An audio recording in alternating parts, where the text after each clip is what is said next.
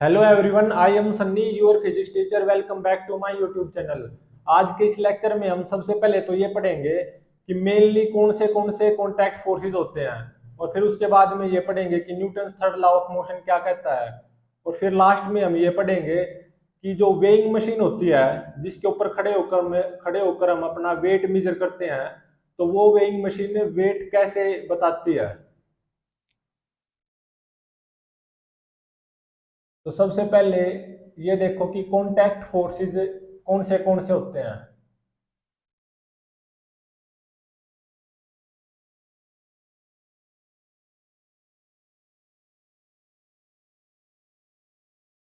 Contact forces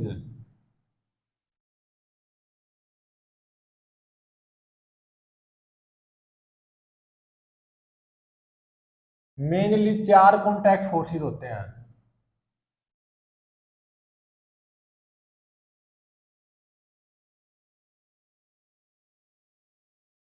चार contact force होते हैं मेनली, जो कि हमें न्यूटन लॉज ऑफ मोशन में आगे पढ़ेंगे।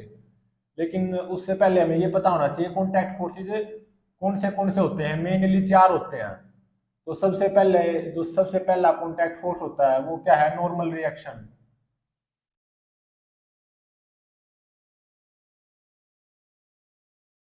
और फिर इसके बाद आता है फ्रिक्शन फोर्स।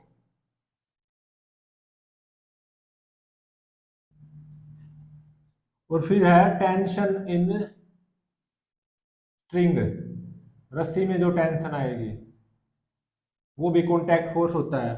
और जो लास्ट होता है वो होता है स्प्रिंग फोर्स।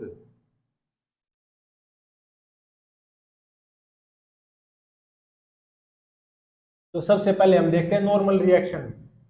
ये भी क्या है? कॉन्टैक्ट फोर्स है। इसको one of the simplest example की हेल्प से समझते हैं।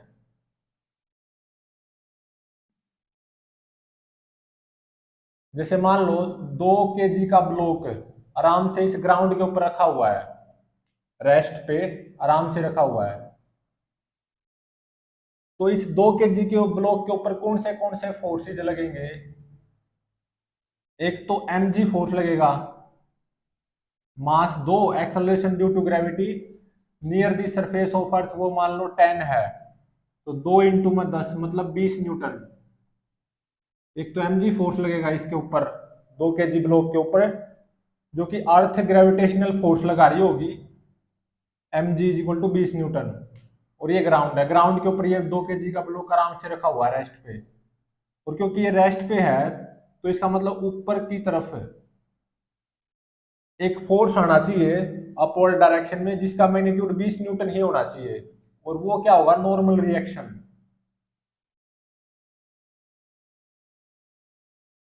ये जो ग्राउंड है ना, ग्राउंड का जो ये सरफेस है इतना, ये इस ब्लॉक के बॉटम के ऊपर अपवर्ड डायरेक्शन में नॉर्मल रिएक्शन फोर्स लगाएगा 20 न्यूटन। और नॉर्मल रिएक्शन फोर्स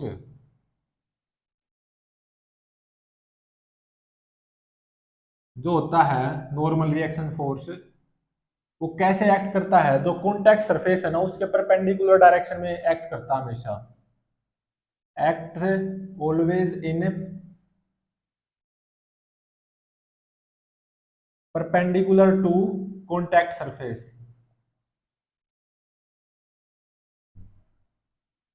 क्योंकि देखो ये 2 केजी ब्लॉक और ये ग्राउंड है, इन दोनों का कॉन्टैक्ट सरफेस तो ये है ना, जहां पे ये 2 केजी ब्लॉक का बॉटम है और ये जो ग्राउंड है ये आपस में कॉन्टैक्ट में है। तो कॉन्टैक्ट सरफेस ऐसा ऐसे हो गया। और इस 2 केजी ब्लॉक की बात की जाए तो इसके ऊपर एक तो mg फोर्स लगेगा 20 newton, gravitational force of attraction on this 2 kg block by earth. और ये रेस्ट पे आराम से रखा हुआ, तो इसका मतलब ऊपर की तरफ इतने ही मैग्नीट्यूड का 20 न्यूटन फोर्स लगना चाहिए। वो क्या होगा? Normal reaction. जो कि ये जो ग्राउंड का सरफेस है ना इतना, वो इस ब्लॉक के बॉटम पे ऊपर की तरफ फोर्स लगाएगा। Normal reaction by ground on the bottom of this block. और जो नॉर्मल रिएक्शन फोर्स होता है वो हमेशा कैसे एक्ट करता है? कॉन्टैक्ट सरफेस के परपेंडिकुलर डायरेक्शन में। और नॉर्मल रिएक्शन को कॉन्टैक्ट फोर्स क्यों बोला गया? देखो, ये जो बॉटम ऑफ द ब्लॉक और जो ये ग्राउंड है, ग्राउंड सरफेस और बॉटम ऑफ द ब्लॉक, ये दोनों कॉन्टैक्ट में है ना, तो बस ये जो normal reaction by ground on this 2 kg block ऊपर की तरफ 20 न्यूटन आया है, इसीलिए इसको कॉन्टैक्ट फोर्स बोला गया है। अब नेक्स्ट देखते हैं फ्रिक्शन फोर्स।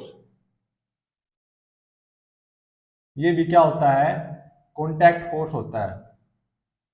जिसने थोड़ा बहुत फ्रिक्शन वगैरह पढ़ रखा हुआ तो सब उसको अच्छे से समझ में आएगा ये। मान लो कोफिशिएंट ऑफ फ्रिक्शन 0.2 है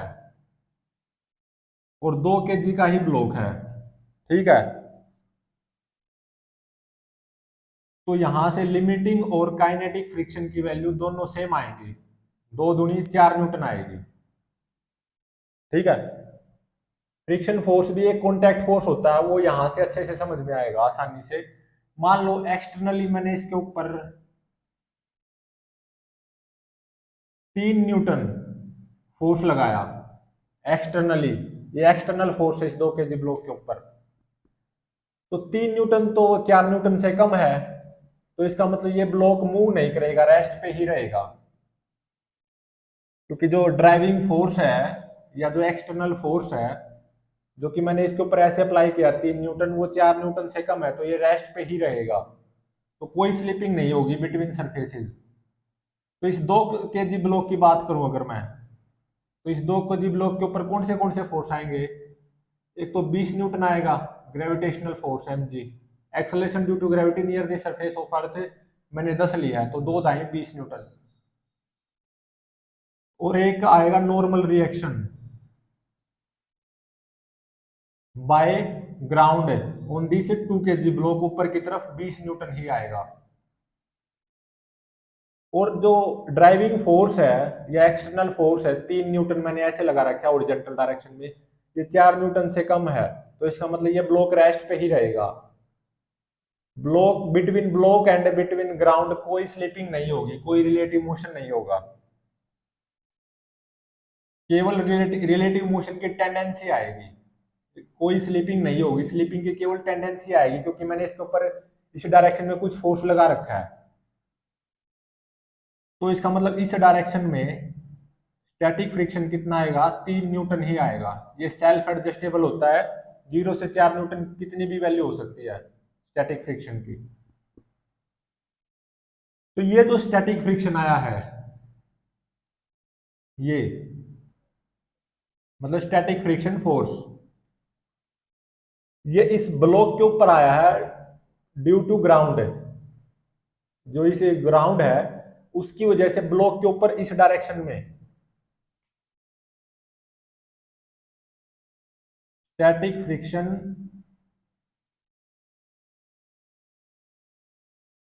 ऑन ब्लॉक बाय सरफेस या ग्राउंड बोल दो,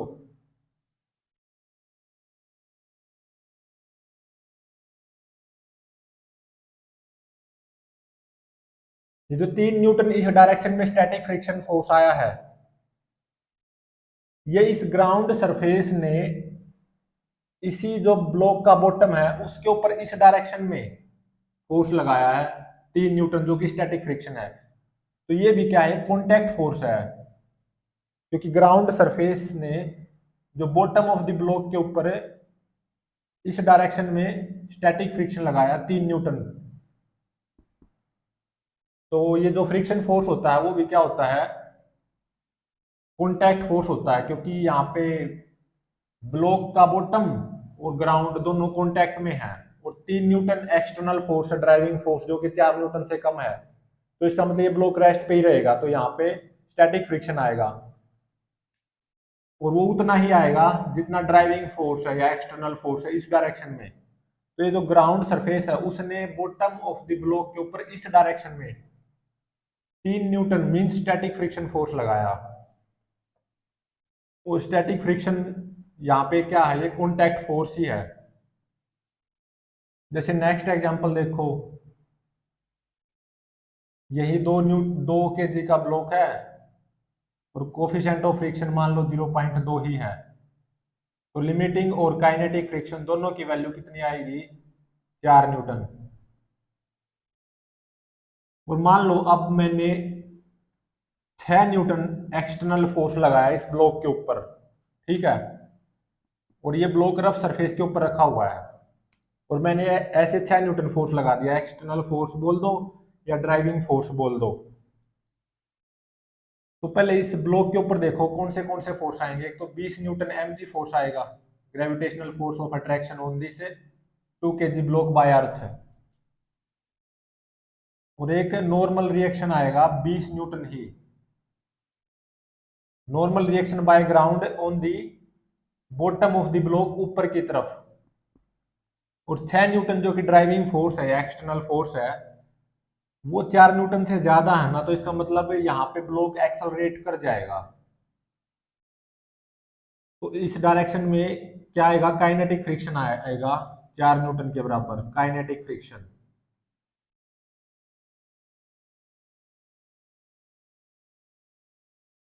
kinetic friction on block, block का जो ये बॉटम है ना, ब्लॉक के बॉटम के ऊपर इस डायरेक्शन में 4 न्यूटन काइनेटिक फ्रिक्शन इस ग्राउंड की वजह से, ऑन ब्लॉक बाय ग्राउंड।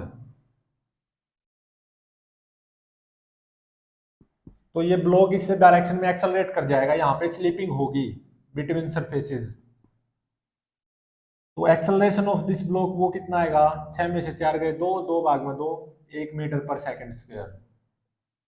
तो ये ब्लॉक इस डायरेक्शन में एक्सेलरेट कर जाएगा। हालांकि ये चीजें बाद में समझ में आएंगी, लेकिन अभी के लिए थोड़ा सा बताना जरूरी है, क्योंकि फ्रिक्शन फोर्स भी एक कॉन्टैक्ट फोर्स होता है और नॉर्मल रिएक्शन भी एक कॉन्टैक्ट फोर्स होता है।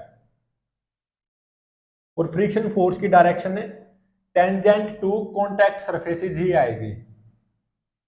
और जो फ्रिक्शन फोर्स होता है, चाहे वो स्टैटिक फ्रिक्शन हो चाहे वो काइनेटिक फ्रिक्शन हो, वो हमेशा रिलेटिव मोशन बिटवीन सरफेसेस को अपोज करता है। यहाँ पे भी ये relative motion between these two surfaces oppose कर रहा है, जो कि यहाँ पे स्टैटिक फ्रिक्शन है।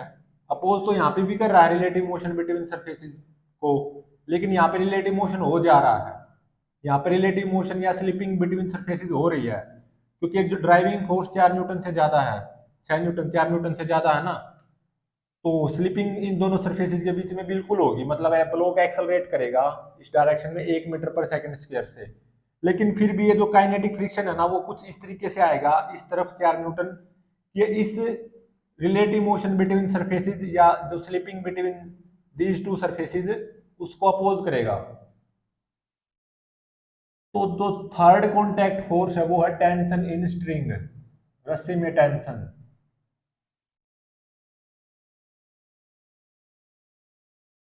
मान लो यहाँ पे 2 kg का ब्लॉक लटका रखा है, ये मासलेस रस्सी है, ठीक है। तो इस 2 kg की बात करूं मैं, तो mg फोर्स आएगा नीचे की तरफ 20 न्यूटन। मैंने acceleration due to gravity near the surface of earth 10 metre पर सेकंड स्क्वायर मानी है। और ये ब्लॉक आराम से लटका हुआ है, और ये रस्सी टूट भी नहीं रही, कभी टूटेगी भी नहीं। न्यूटन्स लॉज ऑफ मोशन में जो हम रस्सी लेंगे, मासलेस लेंगे, और वो कभी भी नहीं टूटेगी। मतलब वो इनफाइनाइट टेंशन बियर कर सकती है, ऐसा मान के चलेंगे। चाहे उसके ऊपर मैं 100 kg का वेट लटका दूं, ठीक है, ऐसा मान के चलेंगे। वैसे वास्तविकता में जो ये मासलेस स्ट्रिंग लेते हैं धागे की तरह होती है। अगर हकीकत की बात की जाए तो 3-4 kg का ब्लॉक पे लटका दो, धागा टूट जाता है। लेकिन न्यूटन्स लॉज ऑफ मोशन में ऐसा नहीं होगा। मासलेस रस्सी लेके चलेंगे और वो टूटेगी नहीं। तो यहाँ पे 2 kg का ब्लॉक रेस्ट पे आराम से लटका हुआ है इस रस्सी की हेल्प से। ये रस्सी यहाँ पे छत के ऊपर बंधी हुई है। तो इस ब्लॉक की बात की जाए तो नीचे की तरफ 20 न्यूटन आएगा mg, gravitational force of attraction on this 2 kg block by earth. और ये रेस्ट पे आराम से यहाँ पे लटका हुआ है इस रस्सी की हेल्प से। तो इसका मतलब ऊपर की तरफ भी 20 न्यूटन फोर्स आना चाहिए। तो ये क्या होगा, टेंशन।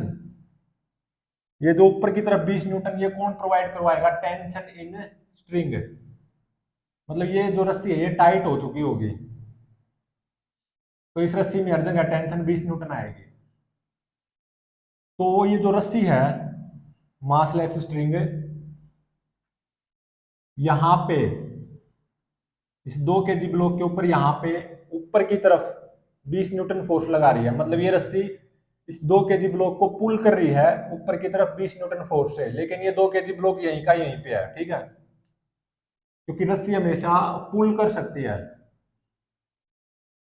और यही रस्सी मासलेस स्ट्रिंग इस छत के इस पॉइंट को भी नीचे की तरफ पुल कर रही होगी, मतलब फोर्स लगा रही होगी, टेंशन फोर्स 20 न्यूटन ही। तो यहाँ पे टेंशन फोर्स भी क्या है, एक कॉन्टैक्ट फोर्स है, क्योंकि देखो ये रस्सी यहाँ पे छत के ऊपर बंधी हुई है, तो ये रस्सी इस छत के कॉन्टैक्ट में है, तो ये जो मासलेस स्ट्रिंग है या जो रस्सी है वो कॉन्टैक्ट फोर्स लगाएगी टेंशन इस छत के इस पॉइंट पे नीचे की तरफ 20 न्यूटन।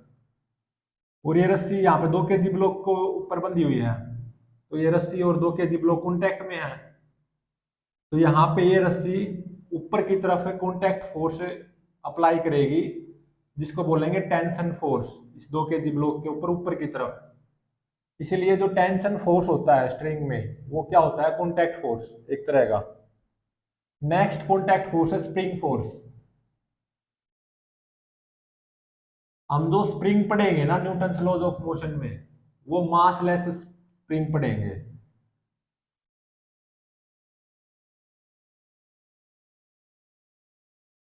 ये क्या है, मासलेस स्प्रिंग।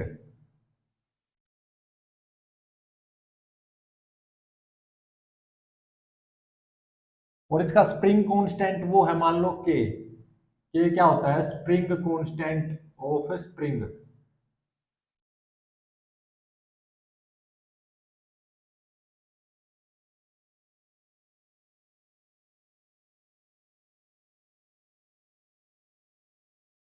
हम जो न्यूटन लॉज ऑफ मोशन में जो भी स्प्रिंग लेंगे ना आगे, स्प्रिंग वो मासलेस होगा। और मान लो यहाँ पे ये जो स्प्रिंग है इसका स्प्रिंग कांस्टेंट है के। ये अभी समझ में नहीं आएगा, बहुत बाद में समझ में आएगा, लेकिन क्योंकि अभी कॉन्टैक्ट फोर्सेस की क्लासिफिकेशन की बात हो रही है तो थोड़ा बताना जरूरी है स्प्रिंग फोर्स के बारे में भी। स्प्रिंग फोर्स भी एक कॉन्टैक्ट फोर्स होता है। तो मान लो ये मासलेस स्प्रिंग है जिसका स्प्रिंग कांस्टेंट के है, ये आराम से ऐसे लटका हुआ है, ठीक है। यहाँ पे कोई मास मैंने नहीं लटका रखा है इसके ऊपर, या कोई भी ब्लॉक नहीं लटका रखा, तो ये स्प्रिंग नेचुरल लेंथ में है, मतलब ना तो ये इलोंगेशन में है ना कंप्रेशन में। अब क्या करूंगा मैं,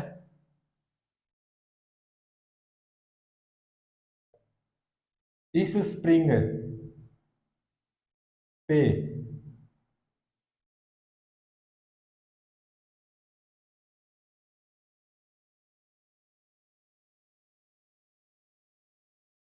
इस स्प्रिंग पे मैंने 2 kg का ब्लॉक लटका दिया, ठीक है, या m kg लगा लो, एम एम मास का एक ब्लॉक लटका दिया। और ये ब्लॉक मान लो रेस्ट पे है, मतलब इक्विलिब्रियम पे है यहाँ पे, तो स्प्रिंग इलोंगेट हो जाता है ना, तो स्प्रिंग इसी इलोंगेशन में रहेगा, इलोंगेशन स्टेट है ये स्प्रिंग की। और ये ब्लॉक यहाँ पे रेस्ट पे है, तो यहाँ पे स्प्रिंग की लंबाई देखो कम है, यहाँ पे ज्यादा है, क्योंकि यहाँ पे यही वाला स्प्रिंग इलोंगेट हो गया। अगर इसके ऊपर मैं कोई मास नहीं लटकाता तो ये स्प्रिंग इतना था, ये स्प्रिंग इतना था अगर इसके ऊपर कोई मास नहीं लटकाता, लेकिन ये मास लटका दिया और ये मान लो रेस्ट पे है, यहाँ पे आराम से लटका हुआ रेस्ट पे, तो इस स्प्रिंग में इलोंगेशन आ गई एक्स, ठीक है। तो इस स्प्रिंग में इलोंगेशन आ गई और स्प्रिंग हमेशा नेचुरल लेंथ में रहना चाहता है, लेकिन यहाँ पे स्प्रिंग इलोंगेट हो गया क्योंकि मैंने यहाँ पे एम मास का ब्लॉक लटका दिया जो कि रेस्ट पे है, तो इस स्प्रिंग में इलोंगेशन आ गई एक्स। तो जो स्प्रिंग फोर्स अप्लाई होगा, ये स्प्रिंग ऊपर की तरफ फोर्स अप्लाई करेगा इस ब्लॉक के ऊपर, और एक इस ब्लॉक के ऊपर नीचे की तरफ mg फोर्स आएगा, ग्रेविटेशनल फोर्स। और क्योंकि ये जो स्प्रिंग है, सॉरी ये जो ब्लॉक है ये रेस्ट पे है, और जो ये स्प्रिंग इलोंगेशन में है, ये स्प्रिंग इलोंगेशन में है क्योंकि स्प्रिंग की लंबाई बढ़ गई, क्योंकि मैंने यहाँ पे कोई ब्लॉक लटका दिया और वो ब्लॉक रेस्ट पे है, तो यहाँ पे स्प्रिंग की लंबाई इतनी है। और इस केस में जब ब्लॉक लटकाने के बाद में स्प्रिंग की लंबाई बढ़ गई बाय एक्स, तो स्प्रिंग इलोंगेशन में है। तो जब स्प्रिंग की लंबाई x बढ़ जाती है तो ये जो स्प्रिंग इस ब्लॉक के ऊपर अपवर्ड डायरेक्शन में के एक्स स्प्रिंग फोर्स लगाता है, के एक्स, और इसका जो मैग्नीट्यूड है के इंटू मैक्स, ये एम जी के बराबर आना चाहिए। तो ये जो इलोंगेशन आई ना स्प्रिंग में वो कितनी हो जाएगी, एम जी बाय में के।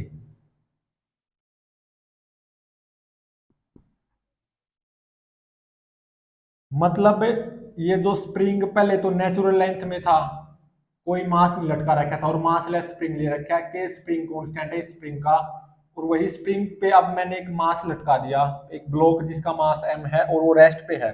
तो मतलब ये स्प्रिंग तो नेचुरल है कि ये बढ़ जाएगी, इसकी लंबाई इलोंगेट हो जाएगा ना। मान ले इलोंगेशन आ गई एक्स, और ये एम ब्लॉक रेस्ट पे भी है, तो इसके ऊपर एक तो एम जी फोर्स आएगा ब्लॉक के ऊपर, और क्योंकि ये इस स्प्रिंग में इलोंगेशन आ गई, तो कोई भी स्प्रिंग हो वो हमेशा नेचुरल लेंथ में रहना चाहता है। तो यहाँ पे इस पर्टिकुलर केस में ये जो स्प्रिंग है ना, इस ब्लॉक के ऊपर अपवर्ड डायरेक्शन में के एक्स स्प्रिंग फोर्स लगाएगा, और के एक्स एम जी के बराबर है क्योंकि ये ब्लॉक रेस्ट पे है। तो इलोंगेशन पता चल गई स्प्रिंग में मुझे, वो कितनी होगी, एम जी बाय में के। और यही स्प्रिंग, ये जो छत से भी तो कनेक्टेड है ना ये स्प्रिंग, तो छत के इस पॉइंट को ऐसे पुल करेगा के एक्स फोर्स से ही, स्प्रिंग फोर्स कितना आएगा, के एक्स, और जिसका मैग्नीट्यूड किसके बराबर होगा, एम जी के बराबर इस पर्टिकुलर केस में। तो यहाँ पे स्प्रिंग इस छत के कॉन्टेक्ट में है, तो इस छत को नीचे की तरफ पुल कर रहा है ये स्प्रिंग बाय स्प्रिंग फोर्स के एक्स बोल दो या एम जी, और यहाँ पे ये स्प्रिंग इस ब्लॉक के कॉन्टेक्ट में है, तो ये स्प्रिंग ब्लॉक के इस पॉइंट को ऊपर की तरफ के एक्स फोर्स लगा के खींच रहा है, जो कि स्प्रिंग फोर्स है। तो के एक्स एम जी के बराबर होगा, क्योंकि ये ब्लॉक आराम से मस्त यहाँ पे रेस्ट पे लटका हुआ है। और ये क्यों लटका हुआ है, क्योंकि स्प्रिंग इलोंगेट हो चुका है बाय एक्स। पहले मान लो स्प्रिंग की लंबाई एल थी, ये स्प्रिंग की लंबाई मान लो कितनी थी, एल थी, नेचुरल लेंथ जो होती है स्प्रिंग की। अब कितनी होगी, एल प्लस एक्स, क्योंकि स्प्रिंग की लंबाई बढ़ जाएगी ना, स्प्रिंग इलोंगेट हो जाएगा बाय एक्स। तो कहने का मतलब स्प्रिंग फोर्स भी क्या होता है, कॉन्टैक्ट फोर्स होता है। यहाँ पे स्प्रिंग जो छत है उसके कॉन्टैक्ट में है, यहाँ पे यही स्प्रिंग इस ब्लॉक के कॉन्टैक्ट में है, तो इस ब्लॉक के ऊपर अप ऊपर की तरफ फोर्स लगाएगा स्प्रिंग फोर्स के एक्स, क्योंकि एक्स इलोंगेशन आ गई तो के एक्स लगाएगा, के टाइम्स इंटू में इलोंगेशन उतना आता स्प्रिंग फोर्स, और के एक्स एम जी के बराबर हो गया। तो इलोंगेशन स्प्रिंग में इलोंगेशन पता चल गई, क्योंकि मास ऑफ द ब्लॉक पता है, acceleration due to gravity near the surface of earth वो पता है, और इसका स्प्रिंग कांस्टेंट पता है, तो कितना इलोंगेट होगा वो पता चल जाएगा। तो स्प्रिंग फोर्स भी क्या होता है, एक कॉन्टैक्ट फोर्स होता है, क्योंकि स्प्रिंग यहाँ पे कॉन्टैक्ट में है और यहाँ पे कॉन्टैक्ट में है, तो यहाँ पे भी फोर्स लगाएगा, छत के इस पॉइंट को भी के एक्स फोर्स से नीचे की तरफ पुल करेगा, और यहाँ पे इस ब्लॉक के इस पॉइंट को ऊपर की तरफ पुल करेगा। तो ये तो था जब स्प्रिंग इलोंगेशन में हो। और स्प्रिंग, याद रहे स्प्रिंग हमेशा नेचुरल लेंथ में रहना चाहता है, तो इस पर्टिकुलर केस में जो स्प्रिंग फोर्स कुछ इस तरीके से आएगा कि ये जो स्प्रिंग है ना नेचुरल लेंथ में आने की कोशिश करेगा लेकिन आ नहीं पाएगा, क्योंकि एम मास का ब्लॉक लटका हुआ है। तो इसीलिए ये जो स्प्रिंग फोर्स ऊपर की तरफ आया है इस ब्लॉक के ऊपर, क्योंकि ये स्प्रिंग नेचुरल लेंथ में आना चाहता है, जो कि फिलहाल तो इस पर्टिकुलर केस में इलोंगेटेड है। अब देखते हैं जब स्प्रिंग कंप्रेशन में हो तो क्या होगा। One of the simplest case, जब स्प्रिंग कंप्रेशन में हो, मान लो ये ग्राउंड है और यही वाला स्प्रिंग है बिल्कुल,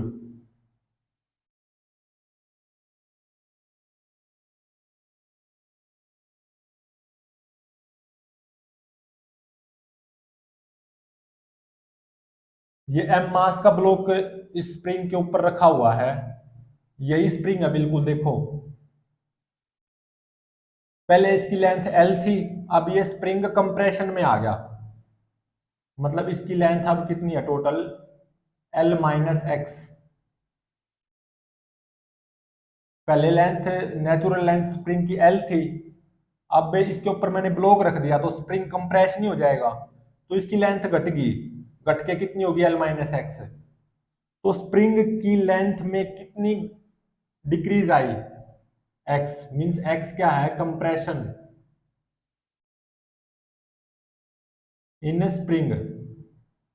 यहां पे स्प्रिंग की लंबाई घट गई बाय एक्स। तो इस एम ब्लॉक की बात करूं मैं, यहाँ पे इसकी फ्री बॉडी का डायग्राम बनाऊं मैं, तो एम ब्लॉक के ऊपर एम जी फोर्स आएगा, और ये ब्लॉक रेस्ट पे है, आराम से स्प्रिंग के ऊपर रेस्ट पे है, बैठा हुआ है। और ये तभी हो सकता है जब स्प्रिंग कंप्रेस हो चुका हो। और ऊपर की डायरेक्शन में स्प्रिंग फोर्स आएगा, ये जो स्प्रिंग है ना, इस ब्लॉक के इस पॉइंट के ऊपर अपवर्ड डायरेक्शन में फोर्स लगाएगा के एक्स, स्प्रिंग फोर्स, क्योंकि स्प्रिंग यहाँ पे कंप्रेशन में है बाय एक्स, स्प्रिंग की लंबाई घट गई, तो ये स्प्रिंग तो नेचुरल लेंथ में आना चाहेगा ना, क्योंकि इसकी लंबाई घट गई, स्प्रिंग की कंप्रेस हो गया, तो नेचुरल लेंथ में आने के लिए ये क्या करेगा, आ नहीं पाएगा हालांकि इस केस में, लेकिन स्प्रिंग की हमेशा टेंडेंसी रहती है नेचुरल लेंथ को अक्वायर करने की, तो इसीलिए इस पर्टिकुलर केस में स्प्रिंग इस ब्लॉक के ऊपर अपवर्ड डायरेक्शन में स्प्रिंग फोर्स लगाएगा के एक्स, क्योंकि इसमें एक्स कंप्रेशन है, और ये एम जी के बराबर होना चाहिए। तो यहां से एक्स कितना आ गया, एम जी बाई के, मतलब कंप्रेशन पता चल गई स्प्रिंग में कितनी होगी, m g by k. M mass of the block, g acceleration due to gravity near the surface of earth, k इस स्प्रिंग का स्प्रिंग कांस्टेंट। ये दोनों स्प्रिंग बिल्कुल एक जैसे हैं, यहाँ पे स्प्रिंग नेचुरल लेंथ में है, और यहाँ पे स्प्रिंग कंप्रेशन में है, क्योंकि ऊपर एम मास का ब्लॉक रख रखा है और रेस्ट पे है, तो ये कंप्रेशन में होगा, तो इस ब्लॉक के ऊपर अपवर्ड डायरेक्शन में ये स्प्रिंग फोर्स अप्लाई करेगा के एक्स, जो कि एम जी के बराबर होना चाहिए, क्योंकि ये ब्लॉक रेस्ट पे है। तो कंप्रेशन इस स्प्रिंग में कितनी आएगी, एम जी बाई के।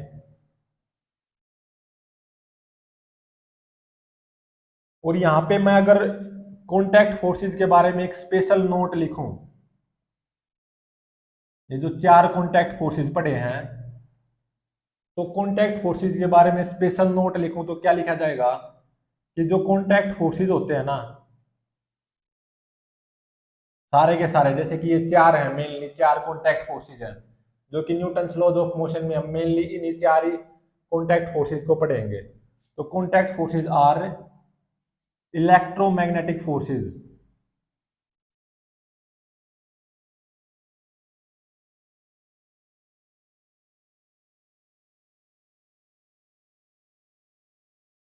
हमने चार फंडामेंटल फोर्सेस पढ़े थे नेचर के, वो चार क्या थे, फर्स्ट तो था gravitational force, second electromagnetic force, और थर्ड वीक न्यूक्लियर फोर्स, और फोर्थ था स्ट्रॉन्ग न्यूक्लियर फोर्स। तो उन चार फंडामेंटल फोर्सेस ऑफ नेचर में एक इलेक्ट्रोमैग्नेटिक फोर्स भी था, और जो कॉन्टैक्ट फोर्सेस होते हैं ना, वो इलेक्ट्रोमैग्नेटिक फोर्सेस होते हैं। जो कि इलेक्ट्रोमैग्नेटिक फोर्स क्या होता है, one of the fundamental force of nature,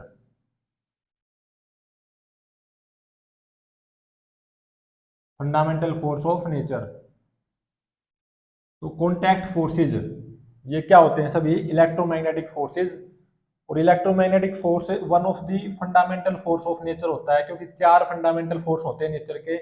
first होता है ग्रेविटेशनल फोर्स ऑफ अट्रैक्शन, और सेकंड इलेक्ट्रोमैग्नेटिक फोर्स, और थर्ड वीक न्यूक्लियर फोर्स, और फोर्थ होता है स्ट्रॉन्ग न्यूक्लियर फोर्स।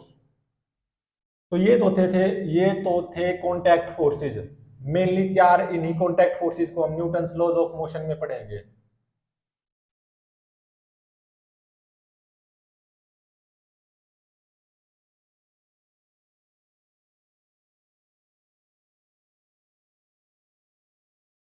अभी फ्रिक्शन के बारे में टेंशन लेने की कोई जरूरत नहीं है, क्योंकि फ्रिक्शन को बहुत सारे लेक्चर्स के बाद में डिटेल में पढ़ा जाएगा न्यूटन्स लॉज ऑफ मोशन में।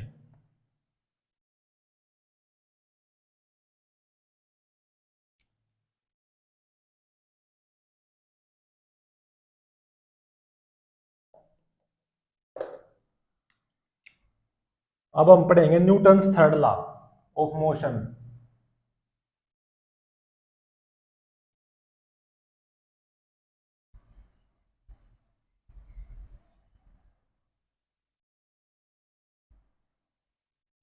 न्यूटन का जो तीसरा नियम है मोशन का, वो क्या कहता है? To every action there is equal and opposite reaction.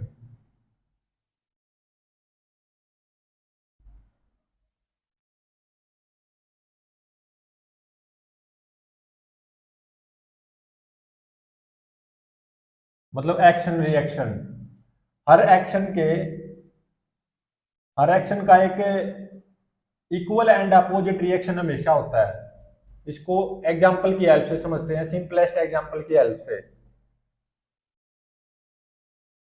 जैसे मान लो ये 2 kg का ब्लॉक रखा हुआ है, यहाँ पे ग्राउंड के ऊपर आराम से रेस्ट पे रखा हुआ है, ठीक है। तो इस ब्लॉक की बात करूं तो इस ब्लॉक के ऊपर कौन से फोर्सेज आएंगे? इसी ब्लॉक की बात कर रहा हूं मैं।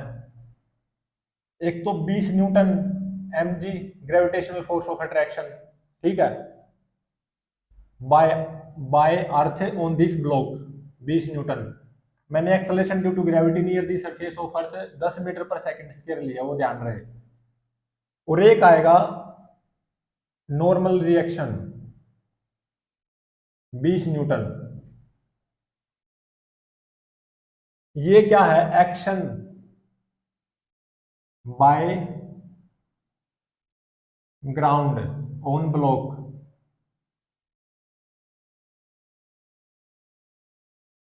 ये जो नॉर्मल रिएक्शन है ना 20 न्यूटन, नॉर्मल रिएक्शन फोर्स ऊपर की तरफ आया है 20 न्यूटन, ये एक तरह से क्या है कि ये जो ग्राउंड सरफेस है ना इतना, ये 2 kg के बॉटम के ऊपर अपवर्ड डायरेक्शन में 20 न्यूटन फोर्स लगा रहा होगा, जिसको हम कहते हैं normal reaction by ground on 2 kg block ऊपर की तरफ, या इसको हम बोलेंगे action by ground on block.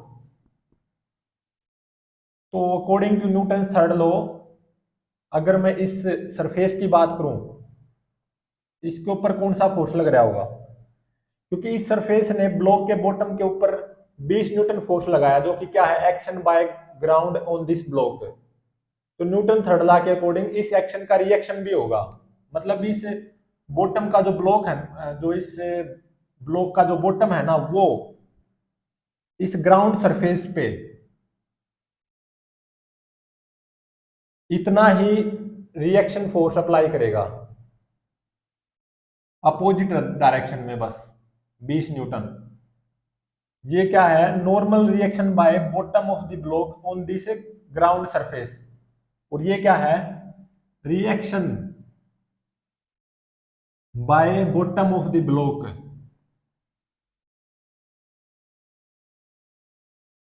On ground.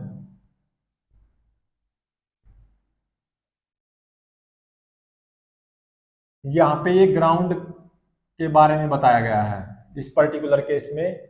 2 kg का तो सूरत हालात कुछ ऐसी होगी, 2 kg का FBD फ्री बॉडी डायग्राम, तो एक तो 20 न्यूटन mg आएगा, और ये ब्लॉक रेस्ट पे आराम से मस्त रखा हुआ है इस ग्राउंड के ऊपर। तो इसका मतलब ये जो ग्राउंड है नॉर्मल रिएक्शन अप्लाई कर रहा होगा ऊपर की तरफ 20 न्यूटन। इसको क्या बोलूंगा? Action by ground on the bottom of the block. तो according to Newton third law क्या होगा? इस एक्शन का रिएक्शन भी होगा, और रिएक्शन किसके ऊपर होगा? इस ग्राउंड के सरफेस पे। तो इसका मतलब जो बॉटम ऑफ द ब्लॉक है, ग्राउंड के जो इतना सरफेस है, इसके ऊपर 20 न्यूटन फोर्स अप्लाई करेगा, जो कि होगी normal reaction. Normal reaction force on the ground by the bottom of the block, या इसको हम बोलेंगे reaction by bottom of the block on ground, action reaction. तो to every action there is equal and opposite reaction, ये क्या है, Newton third law. अब देखते हैं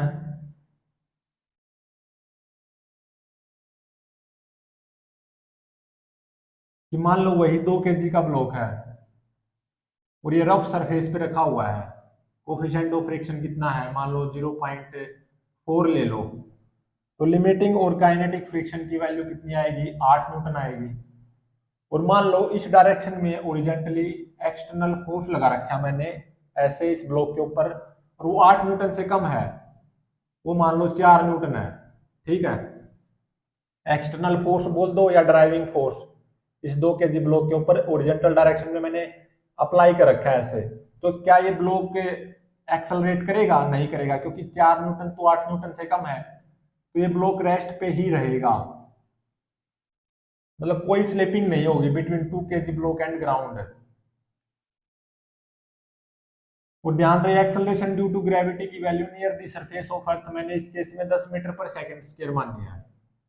तो इस 2 kg की अगर मैं फ्री बॉडी डायग्राम बनाऊं मैं, तो वो क्या होगा, इस 2 kg के ऊपर नीचे की तरफ ग्रेविटेशनल फोर्स लग रहा होगा mg is equal to 20 newton, और एक नॉर्मल रिएक्शन फोर्स लग रहा होगा ऊपर की तरफ 20 न्यूटन ही, और एक 4 न्यूटन एक्सटर्नल फोर्स लग रहा है। तो ये जो N1 is equal to 20 Newton, ये जो नॉर्मल रिएक्शन है ये बाय ग्राउंड है, on the bottom of block ऊपर की तरफ है, ठीक है, नॉर्मल रिएक्शन। और एक इस डायरेक्शन में स्टैटिक फ्रिक्शन लग रहा होगा 4 ही न्यूटन का। तो अब देखो ये क्या है, स्टैटिक फ्रिक्शन 4 न्यूटन, ये कौन अप्लाई कर रहा है, ये है एक्शन, या स्टैटिक फ्रिक्शन बोल दो या action by ground on bottom of the block tangent to contact surface, action by ground on block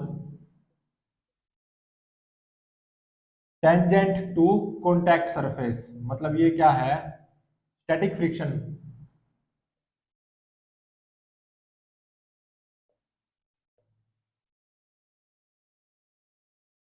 अब मैं इस ग्राउंड, ये जो इतना है ना ग्राउंड सरफेस इतना, इस ग्राउंड की बात करूं मैं, इसके ऊपर क्या क्या फोर्सेस लग रहे होंगे, देखो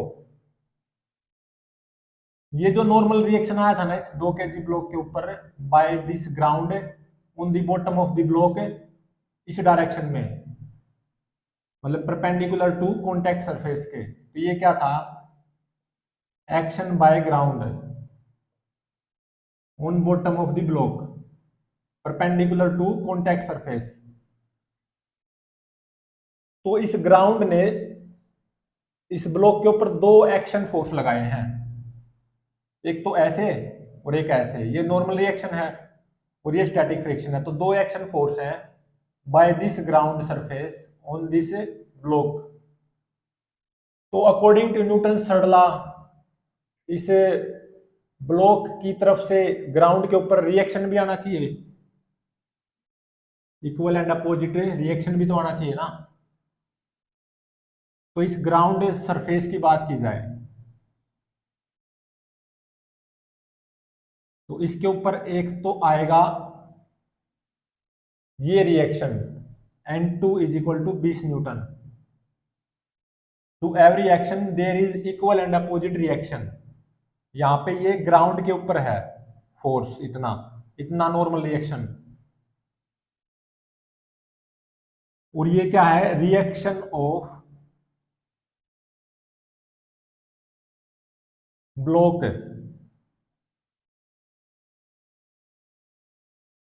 ऑन ग्राउंड, या reaction by block to every action there is equal and opposite reaction, 20 newton नीचे की तरफ 20 न्यूटन। और जो इस ग्राउंड ने एक एक्शन फोर्स और लगाया था इस ब्लॉक के बॉटम पे कॉन्टैक्ट सरफेस के टेंजेंट डायरेक्शन में, वो था स्टैटिक फ्रिक्शन। तो इस एक्शन के बदले में भी रिएक्शन फोर्स आना चाहिए इस ग्राउंड के ऊपर बाय ब्लॉक या by the bottom of the block. वो कुछ ऐसे आएगा, स्टैटिक फ्रिक्शन 4 न्यूटन। ये क्या है, reaction by bottom of the block या ब्लॉक बोल दो ऑन ग्राउंड। और ध्यान रहे ये ग्राउंड के बारे में बताया गया है, ठीक है। तो to every action there is equal and opposite reaction, to every action there is equal and opposite reaction. तो ये है न्यूटन थर्ड लॉ। ये ग्राउंड के ऊपर स्टैटिक फ्रिक्शन आया इस डायरेक्शन में 4 न्यूटन, और ये ब्लॉक के ऊपर इस डायरेक्शन में स्टैटिक फ्रिक्शन था 4 न्यूटन, और ये ब्लॉक के ऊपर इस डायरेक्शन में नॉर्मल रिएक्शन था 20 newton by ground on the bottom of the block perpendicular to contact surface या एक्शन बाय ग्राउंड। तो इसका रिएक्शन ग्राउंड के ऊपर क्या होगा, ऐसा होगा, इक्वल एंड अपोजिट रिएक्शन। ये है reaction by block on ground या reaction by bottom of the block on ground. और ये क्या है, static friction by the ground on the bottom of the block tangent to contact surface और इस direction में। और ये है इसका रिएक्शन, ये क्या है, static friction on ground by bottom of the block tangent to contact surface या reaction by block on ground, action reaction. तो to every action there is equal and opposite reaction.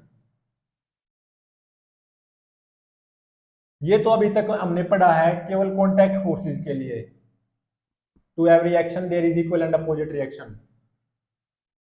मतलब जो न्यूटन्स थर्ड लॉ अभी तक हमने केवल contact forces के लिए ही पढ़ा है, चाहे वो नॉर्मल रिएक्शन हो, चाहे वो फ्रिक्शन फोर्स हो, यहाँ पे स्टैटिक फ्रिक्शन में पढ़ा है।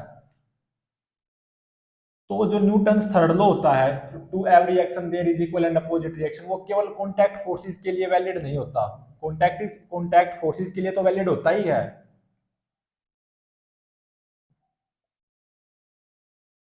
Newton's third law also valid for non contact surfaces या नॉन कॉन्टैक्ट फोर्सेस, सॉरी, यहां पे तो मैंने न्यूटन थर्ड लॉ वैलिड करवा दिया फॉर कॉन्टैक्ट फोर्सेस। अब हम पढ़ेंगे न्यूटन थर्ड लॉ वैलिड होता है नॉन कॉन्टैक्ट फोर्सेस के लिए भी। नॉन कॉन्टैक्ट फोर्सेस के लिए भी there is equal and opposite reaction होती है, मतलब न्यूटन थर्ड लॉ वैलिड होता है। तो सबसे पहले पढ़ो ग्रेविटेशनल फोर्स ऑफ अट्रैक्शन।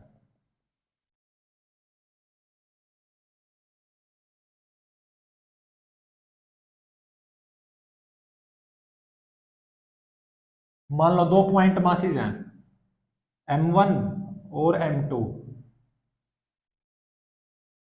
तो according to Newton's law of gravitation, जो कि हमें ग्रेविटेशन जो की यूनिट आएगी 11th फिजिक्स में, वहां पे पढ़ेंगे Newton's law of gravitation.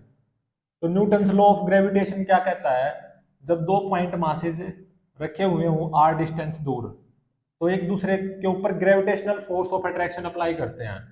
m1 m2 को अट्रैक्ट करेगा या m1 m2 के ऊपर gravitational force of attraction apply करेगा F, और m2 m1 के ऊपर उतना ही gravitational force of attraction apply करेगा। m1 m2 को अट्रैक्ट करता है m2 m1 को। तो ये जो ग्रेविटेशनल फोर्स ऑफ अट्रैक्शन का जो मैग्नीट्यूड आया है F, ये होता है G m1 m2 divided by r square. ये देखो क्या ये पॉइंट मासेस कांटेक्ट में है, नहीं है, और m1 m2 के ऊपर ग्रेविटेशनल फोर्स अप्लाई कर रहा है इस तरफ, मतलब m1 m2 को अट्रैक्ट कर रहा है, और m2 point mass m1 point mass के ऊपर इस डायरेक्शन में उतना ही gravitational force of attraction apply कर रहा है।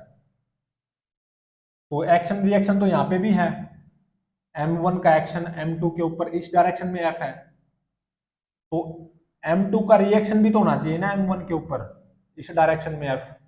तो इसका मतलब एक्शन रिएक्शन मतलब to every action there is equal and opposite reaction. Non contact forces के लिए भी क्या होते हैं, वैलिड होते हैं। मतलब Newton's third law is also valid for non contact forces, क्योंकि ये m1 m2 पॉइंट मास ये कॉन्टैक्ट में तो है ही नहीं, लेकिन m1 m2 के ऊपर ग्रेविटेशनल फोर्स ऑफ अट्रैक्शन इस डायरेक्शन में अप्लाई करेगा जिसका मैग्नीट्यूड f होगा, और m2 उतने ही मैग्नीट्यूड का gravitational force of attraction m1 के ऊपर अप्लाई करेगा लेकिन अपोजिट डायरेक्शन में। तो ये होता है न्यूटन्स लॉ ऑफ ग्रेविटेशन। तो to every action there is equal and opposite reaction तो यहाँ पे भी है, तो इसका मतलब है यहाँ पे भी न्यूटन्स थर्ड लॉ वैलिड है। अब नेक्स्ट देखो, इलेक्ट्रोस्टैटिक फोर्स ऑफ अट्रैक्शन और रिपल्सन।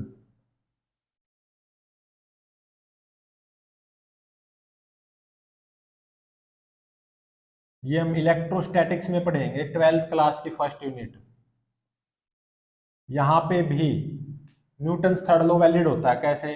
मान लो एक पॉइंट चार्ज यहाँ पे रखा है Q1, मतलब ये पॉजिटिव चार्ज है मान लो फर्स्ट केस में, और ये नेगेटिव चार्ज है -Q2, और इनके बीच की सेपरेशन R है, और ये दोनों पॉइंट चार्जेस कांटेक्ट में थोड़ी ना, ये तो R डिस्टेंस दूर रखे हैं। तो Q1 ने और Q2 मतलब ये Q1 और -Q2 ये पॉजिटिव चार्ज और ये नेगेटिव, मतलब दोनों अनलाइक चार्जेज हैं, ये पॉजिटिव चार्ज और ये नेगेटिव। तो Q1 Q2 के ऊपर अट्रैक्शन फोर्स अप्लाई करेगा F इस डायरेक्शन में, क्योंकि अनलाइक चार्जेज है ना, ये पॉजिटिव ये नेगेटिव।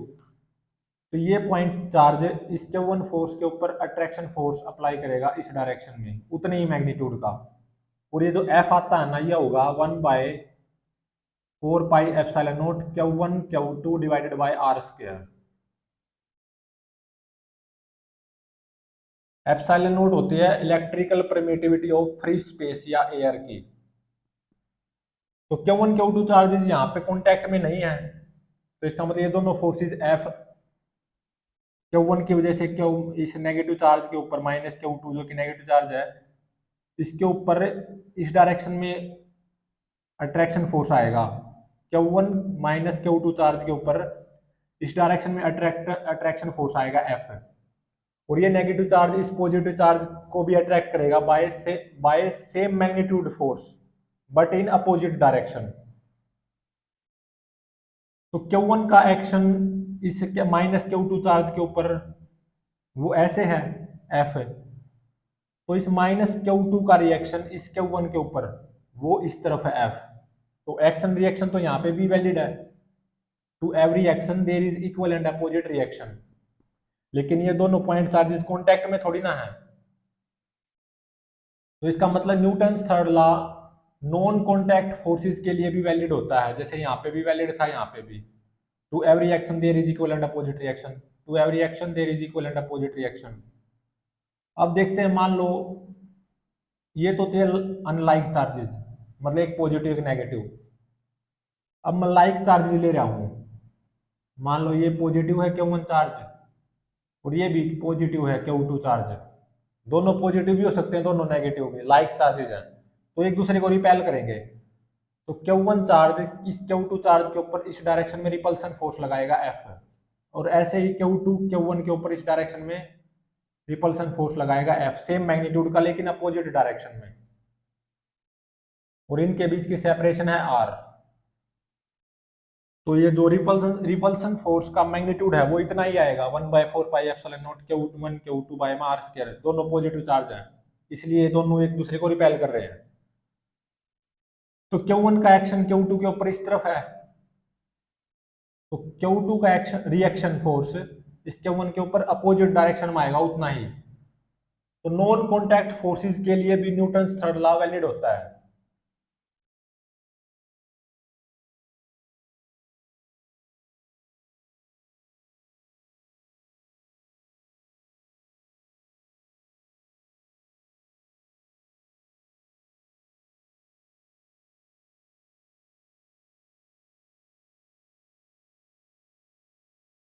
अब हम पढ़ेंगे वेइंग मशीन।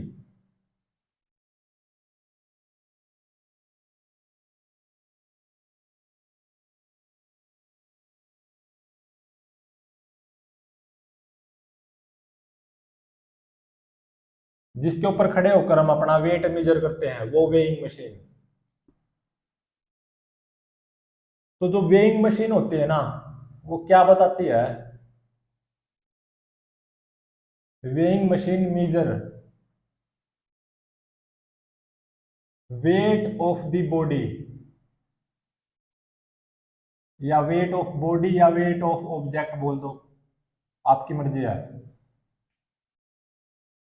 और जो मास होता है ना, मास ऑफ द बॉडी, वो कभी चेंज नहीं हो सकता, क्योंकि मास क्या होता है? Quantity of matter inside body. तो mass of the body can not change. आप किसी भी ऑब्जेक्ट को कहीं पे भी ले जाओ, उसका मास कभी चेंज नहीं हो सकता। और जो थर्ड पॉइंट है, जो वेट है किसी ऑब्जेक्ट का, weight of any object can change. Object का वेट चेंज हो सकता है। और जो वेइंग मशीन होती है वो weight of the body measure करती है, या weight of the object measure करती है। कभी वेइंग मशीन मास को मेजर नहीं करती, वेट को। और जो मास होता है किसी भी बॉडी या ऑब्जेक्ट का, वो कभी चेंज नहीं हो सकता, क्योंकि मास क्या होता है? Quantity of matter inside body. तो वो कभी चेंज नहीं हो सकता। लेकिन जो किसी बॉडी का जो वेट होता है ना, या किसी ऑब्जेक्ट का जो वेट होता है, वो चेंज हो सकता है।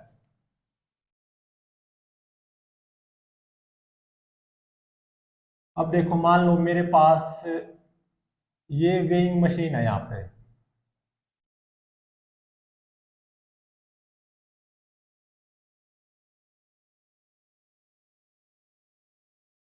ये क्या है? Weighing machine.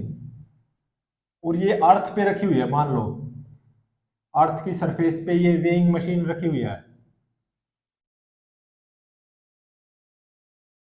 और acceleration due to gravity near the surface of earth है, वो जी है, जो कि कितनी होती है? 9.8 मीटर पर सेकंड स्क्वायर। हालांकि न्यूमेरिकल्स में कैलकुलेशंस इजी हो तो 10 ले लेते हैं, लेकिन वास्तविकता में near the surface of earth acceleration due to gravity 9.8 metre पर सेकंड स्क्वायर होती है। या मैं ये बोलूं कि on the surface of earth acceleration due to gravity की वैल्यू कितनी होती है? 9.8 मीटर पर सेकंड स्क्वायर। और ये हमारी वेइंग मशीन है। मान लो मैंने लिया एक ऑब्जेक्ट जिसका मास कितना है? m मास है, ऑब्जेक्ट का मास m है।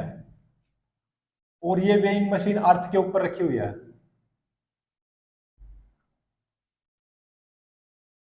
और वो ऑब्जेक्ट मैंने, या वो, इसे ब्लॉक बोल दो या ऑब्जेक्ट बोल दो, जिसका मास क्या है? m, इस वेइंग मशीन के ऊपर रख दिया।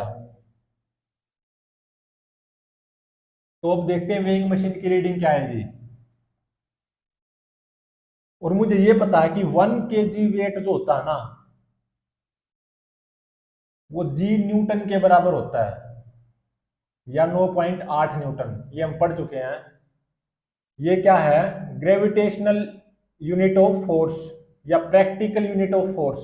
1 kg वेट या kg weight in SI unit, जो कि जी न्यूटन बोल दो या 9.8 न्यूटन के बराबर होती है।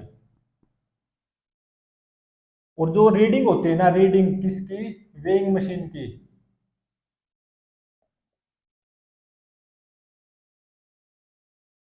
हमेशा किस में होती है? इन केजी वेट, मतलब फलाना केजी वेट,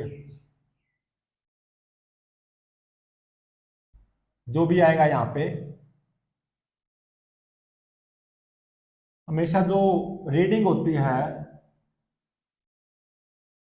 वेइंग मशीन की, वो केजी वेट में मिलेगी। आगे कुछ भी हो सकता है, रखने के बाद में पता चलेगा आगे कितना आएगा। जैसे कि यहाँ पे मास ऑफ द बॉडी m है, तो अर्थ पे रखी है, अगर ध्यान रहे जब अर्थ पे रखी है तो कितना वेट बताती है ये वेइंग मशीन इस m मास के ऑब्जेक्ट का, जब ये वेइंग मशीन अर्थ पे रखी है। तो एम के जी वेट बताती है। वो कैसे आएगा वो देखेंगे हम।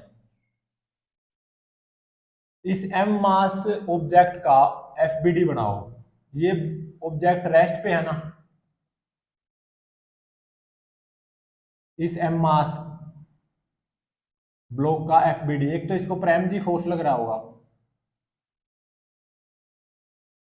और एक इसके ऊपर नॉर्मल रिएक्शन लग रही होगी ऊपर की तरफ एम जी के बराबर ही, या ये क्या होगी, normal reaction bye surface of A weighing machine on the bottom surface of this block, ऊपर की तरफ एम जी, या इसको बोलेंगे action by surface of weighing machine.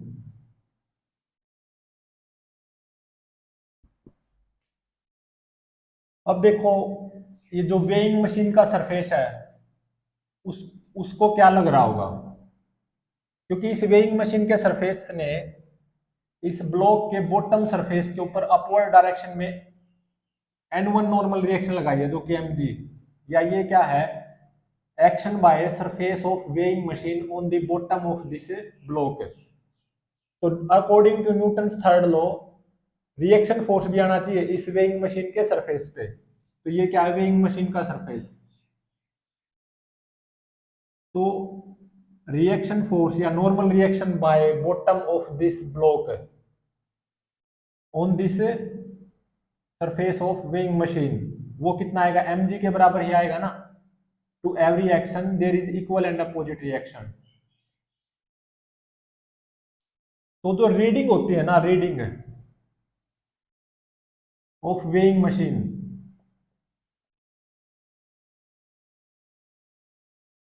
वो कैसे होती है ये देखो। जो वेइंग मशीन का जो सरफेस है ना, वो कितना फोर्स महसूस कर रहा है, कितना कर रहा है, N2। इस पर्टिकुलर केस में जब हमारी वेइंग मशीन अर्थ पे रखी हुई है या कहीं पे भी रखी हुई हो, तो जो वेइंग मशीन का जो सरफेस है वो कितना फोर्स महसूस कर रहा है, वही क्या होती है, रीडिंग ऑफ वेइंग मशीन। और वो कितना है इस पर्टिकुलर केस में, N2, और वो mg के बराबर है, mg न्यूटन। ठीक है, और यहां से एक न्यूटन कितना आएगा, 1 बाय में g के जी वेट के बराबर, m इंटू में g, और इंटू में एक न्यूटन लिख सकता हूं मैं इसको, mg न्यूटन को m इंटू में g इंटू में एक न्यूटन लिख सकता हूं। और एक न्यूटन यहां से कितना आएगा, 1 के जी वेट डिवाइडेड बाय में g, तो mg, और एक न्यूटन क्या आएगा, डिवाइडेड बाय g इंटू में 1 के जी वेट। तो इस जो वेइंग मशीन की रीडिंग होगी वो क्या होगी, जी से जी कैंसल मींस m के जी वेट।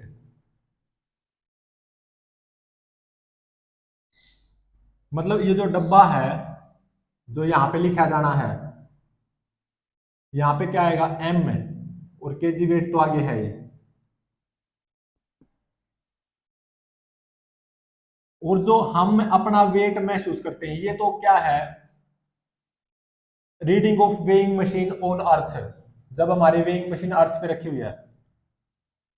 और एक दूसरी बात है कि जो हम अपना वेट फील करते हैं, वेट अपना ही खुद का वेट फील बाय अस। मान लो ये ब्लॉक की जगह कोई इंसान खड़ा है जिसका मास m है, तो वो क्या होगा, वर्टिकली अपवर्ड डायरेक्शन में जो फोर्स होता है ना हमारे ऊपर या किसी ब्लॉक के ऊपर, ब्लॉक मान लो या यहाँ पे कोई इंसान खड़ा है बस, नेट फोर्स, या केवल ऐसा लिख लो, force in vertically upward direction में, वर्टिकली अपवर्ड डायरेक्शन में जो हमारे ऊपर फोर्स लग रहा होगा ना, वही क्या होता है, हमारे द्वारा अपना वेट फील किया जाना, कि हम अपना कितना वेट फील कर रहे हैं। तो इन केस ऑफ अर्थ, जब अर्थ के ऊपर हम खड़े हैं और हमारा मास क्या है, m है, तो वर्टिकली अपवर्ड डायरेक्शन में यहाँ पे कितना फोर्स लगा हुआ है मेरे ऊपर, mg। तो मैं अर्थ के ऊपर अपना कितना वेट फील करूंगा खुद, mg न्यूटन।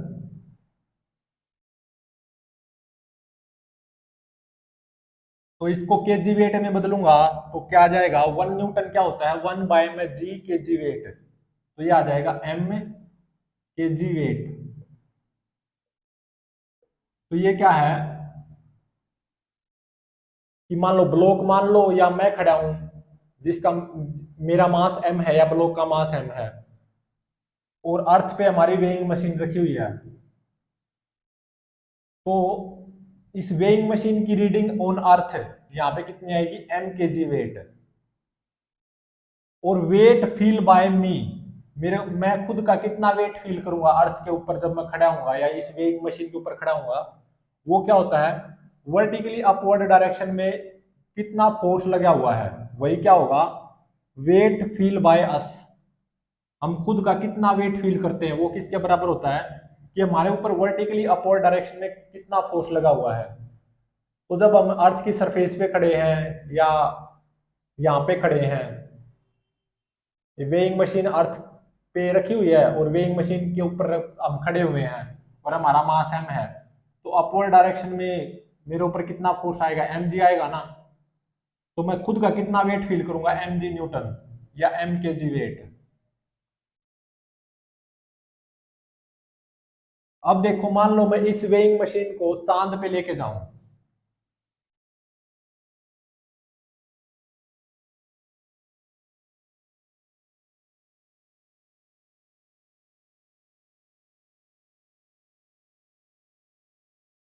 यहाँ पे तो धरती पे थी वेइंग मशीन, अब मैं इसी वेइंग मशीन को बिल्कुल वही है वेइंग मशीन जो धरती पे रखी हुई थी, अब मैं चांद पे लेके गया, मून पे। मून पे एक्सेलरेशन ड्यू टू ग्रेविटी की वैल्यू वो कितनी होती है, जी बाय में 6। अर्थ की एक्सेलरेशन ड्यू टू ग्रेविटी का 1/6 होती है मून पे एक्सेलरेशन ड्यू टू ग्रेविटी, या near the surface of moon acceleration due to gravity कितनी होती है, जी बाय 6, या 1.63 मीटर पर सेकंड स्क्वायर होती है on the surface of the moon acceleration due to gravity की वैल्यू। और यही ब्लॉक मैं यहाँ पे रखूं और हमारी मशीन मशीन मून के सरफेस के ऊपर रखी हुई है, ध्यान रहे, और बिल्कुल यही ब्लॉक m मास का ही ब्लॉक मैं इसी वेइंग मशीन के ऊपर रखूंगा,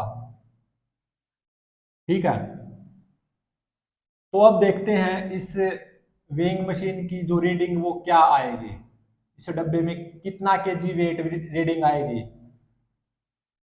वेइंग मशीन की रीडिंग क्या होगी, जब मैं उसी ब्लॉक को यहाँ पे रखूंगा और हमारी वेइंग मशीन अब चांद के ऊपर रखी हुई है, तो इस ब्लॉक का FBD बनाओ, ग्रेविटेशनल फोर्स ऑफ अट्रैक्शन आएगा m इंटू में g/6, ध्यान रहे mg/6 आएगा। और जो ये surface of the weighing machine है, ये इस बॉटम ऑफ द ब्लॉक के ऊपर कितना फोर्स लगाएगी, नॉर्मल रिएक्शन इतना ही लगाएगी ना mg/6, क्योंकि ये ब्लॉक रेस्ट पे है।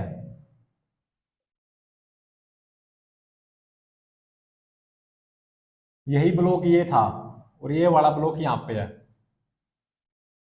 हमारी वही वेइंग मशीन बिल्कुल वही की वही अब चांद पे ले गए उस वेइंग मशीन को, और उसी ब्लॉक को मैंने यहाँ पे इस वेइंग मशीन के सरफेस के ऊपर रख दिया, तो उस ब्लॉक का FBD कुछ ऐसा आएगा। ये क्या है, action by surface of weighing machine.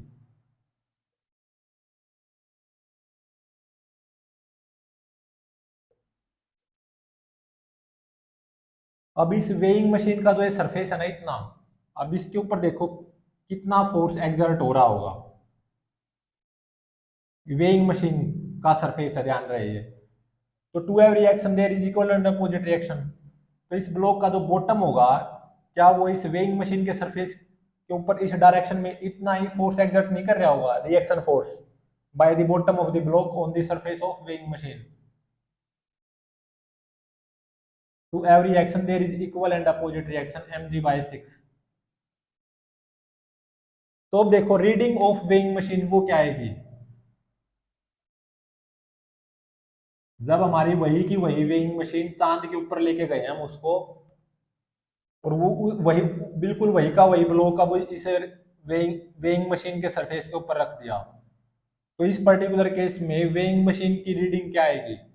Weighing machine की रीडिंग क्या होती है कि वो उस वेइंग मशीन का सरफेस कितना न्यूटन फोर्स महसूस कर रहा है, और यहाँ पे कितना कर रहा है mg/6, तो ये हो जाएगी वेइंग मशीन की रीडिंग mg/6 न्यूटन। और जो एक न्यूटन होता है वो क्या होता है 1/g के जी वेट, तो ये आ जाएगा m/6 के जी वेट।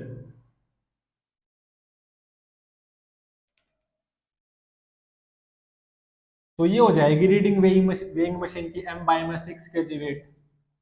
तो यहाँ पे क्या आएगा m/6 लिखे आएगा।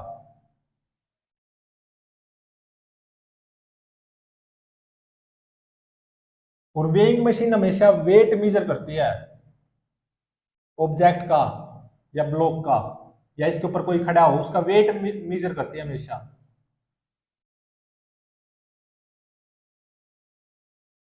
तो यहाँ पे तो वेट कितना था mg, और यहाँ पे वेट कितना हो गया mg/6, तो वेट तो घट गया ना उसी ब्लॉक का।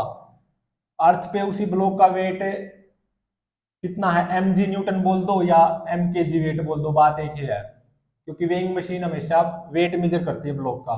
और उसी ब्लॉक का वेट चांद पे कितना हो जाएगा mg/6 न्यूटन बोल दो या m/6 के जी वेट बोल दो, बात एक ही है।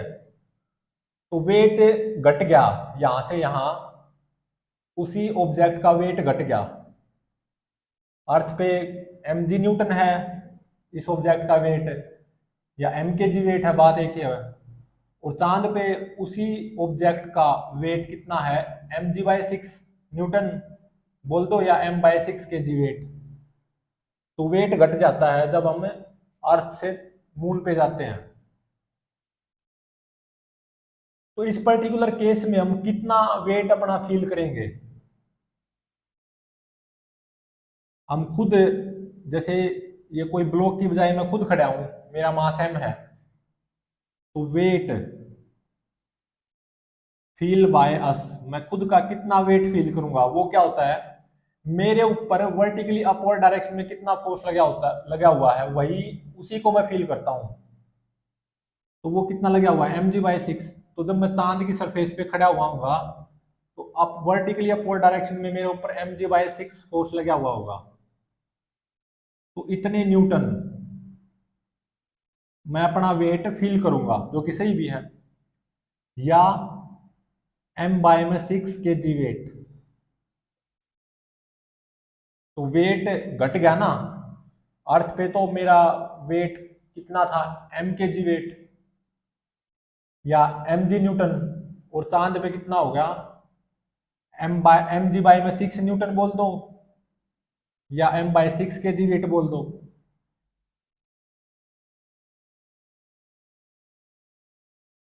तो मैं चांद पे अपने आप को हल्का महसूस करूंगा, इसी को बोलते हैं वेटलेस। मेरा वेट कम हो गया चांद पे धरती की बजाय। तो मान लो मेरा जो मास m था वो कितना था 60 के जी है। अब बिल्कुल प्रैक्टिकल एग्जांपल की हेल्प से समझते हैं। मेरा मास 60 के जी है, और जब मैं चांद पे जाऊंगा ना तो मैं अपने आप को कितना फील करूंगा m/6 मीन्स 60/6 मीन्स 10 के जी। ये तो ऑन अर्थ है, मास ऑफ मेरा मास 60 के जी, तो जो वेट होगा अर्थ पे मेरा वेट वो कितना होगा 60 के जी वेट, जो कि ये वेइंग मशीन बताएगी 60 के जी वेट अर्थ पे। ये किस कहां पे है अर्थ पे। अब मून पे जो मेरा वेट होगा वो कितना हो जाएगा, m बाय में 6 kg वेट, तो मतलब 60 भाग में 6 10 kg वेट। तो मीन्स मैं अपने आप को हल्का महसूस करूंगा मून के ऊपर, क्योंकि वेट घट गया ना। तो अगर अब फील किया जाए वास्तविकता में कैसा फील करूंगा, मेरा मास 60 kg है, तो मेरा वेट अर्थ के ऊपर कितना होगा, 60 kg वेट, या मतलब जो भी है। और मून पे मेरा मास 60 kg ही है, लेकिन मेरा वेट मून पे कितना होगा, 10 kg वेट, तो वेट घट गया। तो अगर अब इसको बिल्कुल अच्छे से फील किया जाए तो क्या होगा कि मान लो मैं मून पे गया, मून पे मैं अपने आप को हल्का महसूस करूंगा क्योंकि मेरा वेट घट गया।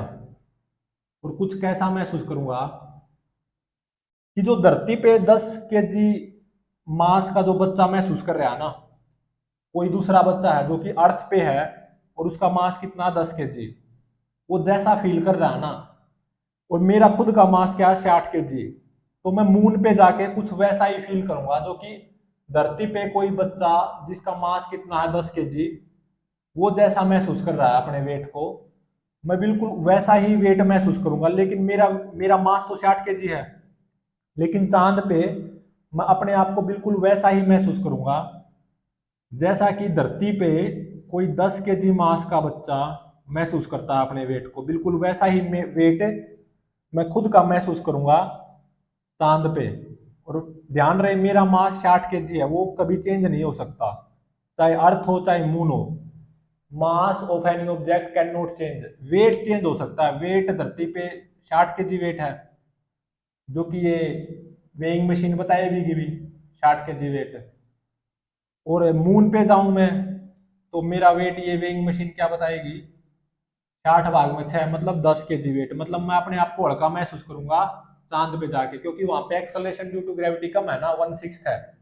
तो इसी के कारण मेरा वेट भी क्या हो जाएगा, 1/6 हो जाएगा। अर्थ पे 60 kg वेट है और मून पे कितना हो जाएगा, 10 kg वेट। मेरा मास 60 kg है, वो कभी चेंज नहीं हो सकता चाहे अर्थ हो चाहे मून हो। लेकिन जब अपना वेट महसूस करने की बात हो, तो जब मैं चांद पे जाऊंगा तो मैं अपना वेट कितना महसूस करूंगा, 10 kg वेट, मतलब मैं हल्का महसूस करूंगा अपने आप को। और बिल्कुल वैसा ही महसूस करूंगा जो कि धरती पे कोई 10 kg मास का बच्चा अपने वेट को महसूस करता ना, मैं चांद पे जाके उतना ही वेट महसूस करूंगा। तो ये होता है वेटलेस। तो मेरा वेट कम हो गया, धरती पे 60 kg वेट है और चांद पे कितना हो जाएगा, 10 kg वेट, मतलब मैं अपने आप को हल्का महसूस करूंगा।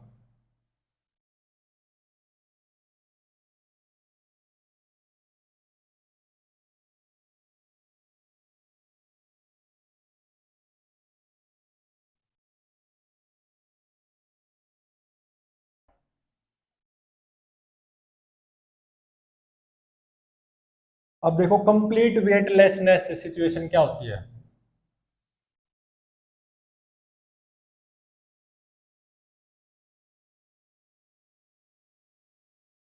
Complete weightlessness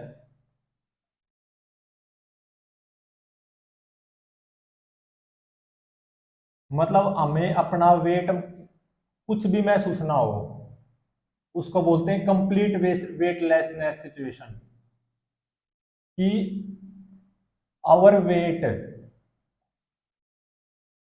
feel by us क्या हो, जीरो हो। और ये सिचुएशन कब होती है, फ्री फॉल में।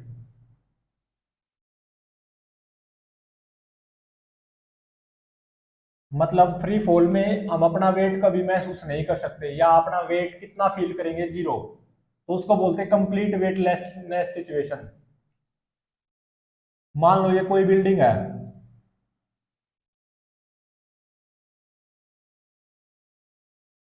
और acceleration due to gravity near the surface of earth g है, ठीक है, और कोई हवा नहीं है, मान लो नो एयर। तो ये जो बिल्डिंग है अगर मैं इसके ऊपर जाके चढ़ के यहां से कूद जाऊं तो नीचे की तरफ आऊंगा, एक्सेलरेट होऊंगा, मेरी वेलोसिटी लगातार बढ़ती जाएगी ना। तो ये देखो कि मेरे ऊपर कौन से फोर्सेज लगे लगे हुए हैं।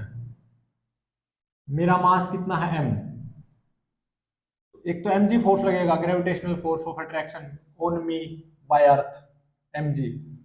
और कोई हवा नहीं है तो इसका मतलब और कोई दूसरा फोर्स तो लगेगा ही नहीं, केवल ग्रेविटेशनल फोर्स लगेगा ना mg।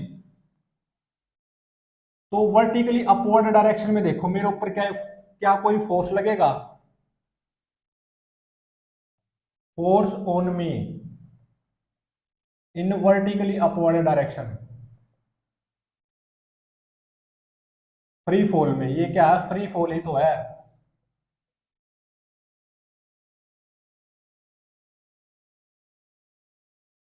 वर्टिकली अपवर्ड डायरेक्शन में फ्री फॉल के केस में मैं मतलब बिल्डिंग के ऊपर चढ़ के और कूद जाऊं नीचे, तो ये क्या होता है, फ्री फॉल या मोशन अंडर ग्रेविटी। तो वर्टिकली अपवर्ड डायरेक्शन में मेरे ऊपर कोई फोर्स तो है ही नहीं, जीरो है। तो इसका मतलब मैं अपने आप को वेटलेसनेस, कंप्लीट वेटलेसनेस फील करूंगा, मुझे अपना वेट महसूस नहीं होगा।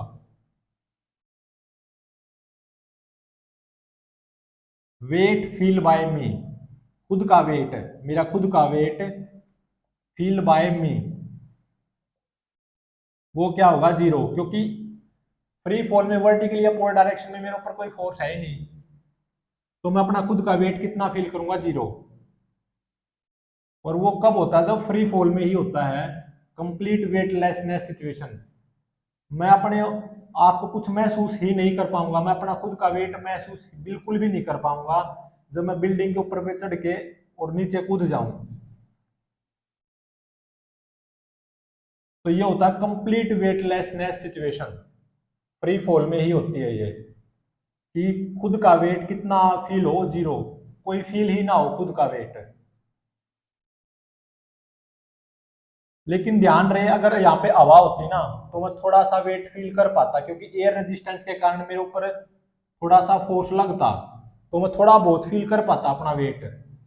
लेकिन वो भी, लेकिन बहुत ही कम होता अगर हवा होती भी। लेकिन हवा बिल्कुल भी नहीं माननी है मैंने, तो मैं बिल्कुल अपने आप को कंप्लीट वेटलेसनेस फील करूंगा, मैं अपना खुद का वेट फील ही नहीं कर पाऊंगा अगर मैं यहां से कूद जाऊं।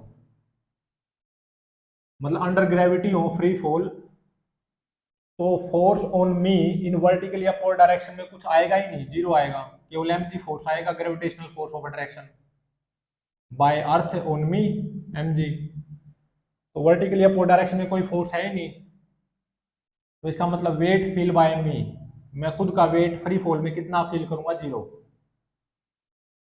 तो ये था कंप्लीट वेटलेसनेस सिचुएशन जो कि फ्री फॉल में होती है।